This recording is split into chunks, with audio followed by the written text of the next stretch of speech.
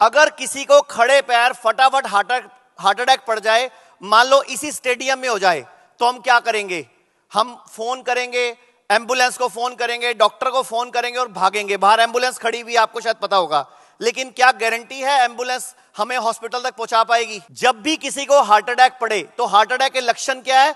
छाती में एकदम दर्द होगी, एकदम खिंचाव आएगा, किसी एक बाजू में दर्द हो सकती है, मुंह में खिंचाव आ सकता है, और एकदम पूरा का पूरा प्रेशर। तो जैसे ही हार्ट अटैक पड़े, सबसे पहले हार्ट सेफ पोजीशन, ऐसे बैठ जाओ नीचे, सबसे पहले व्यक्ति को ऐसे बिठा देना है, कुर्सी पे नहीं, मेज पे नहीं, क्योंकि गिर सकता है व्यक्ति। तो सबसे पहले क्या करना है? हार्ट सेफ पोजीशन ये है, इसमें ऐसे बिठा देना है जिसको भी हार्ट अटैक पड़ा है।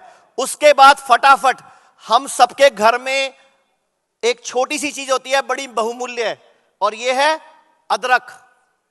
इमीडिएटली इतना बड़ा अदरक का टुकड़ा आपने उसको बोलना है कि आपने इसको चबाना शुरू कर देना है। इतना चबाना है, इतना चबाना है कि आंखों से पानी आ जाए।